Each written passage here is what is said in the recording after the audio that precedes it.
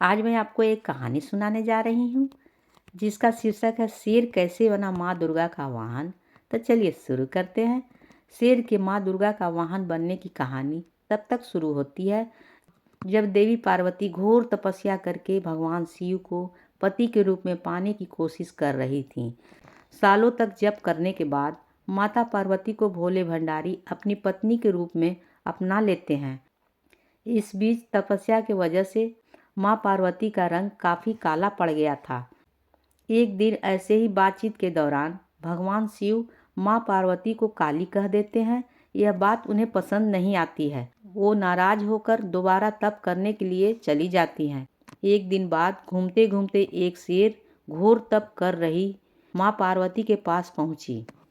एक दिन उन्हें खाने की इच्छा से वो वहां घूम रहा।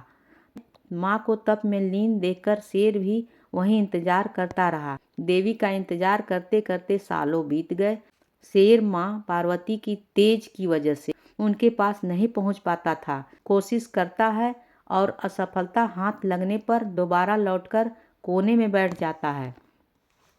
होते होते कई साल बीत गए। माँ के तप में खुश होकर भगवान शिव प्रकट हुए और माँ ने मन चाहा वर मांगने को कहा।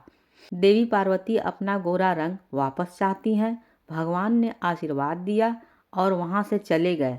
वरदान मिलते ही माँ पार्वती नहाने के लिए चली गई। नहाते ही उनके शरीर में एक और देवी का जन्म हुआ जिनका नाम कौशिकी पड़ा। उनके शरीर से काला रंग भी निकल गया था और माँ का रंग पहले की तरह साफ हो गया। इसी वजह से माता पार्वती का नाम माँ गौरी भी पड़ गया। नहाने के कुछ देर बाद माँ की नज़र शेर पर पड़ी।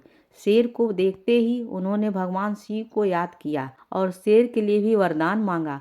माता पार्वती ने भगवान से कहा, हे नाथ, यह शेर सालों से मुझे भोजन के रूप में ग्रहण करने के लिए इंतजार कर रहा था। मेरे पूरे तप के दौरान यहीं पर था। जितना तप मैंने किया है उतना ही तपस्या इसने भी की है। इस वजह से अब वरदान के रूप में इस शेर को मेरी सवारी बना दीजिए। भगवान ने प्रसन्न होकर माता की बात मान ली और शेर को उनकी सवारी बना दिया। आशीर्वाद मिलने के बाद माता शेर पर सवार हो गई। तभी से उनका नाम माँ शेरों वाली और दुर्गा पड़ गया। कहानी होती है समाप्त।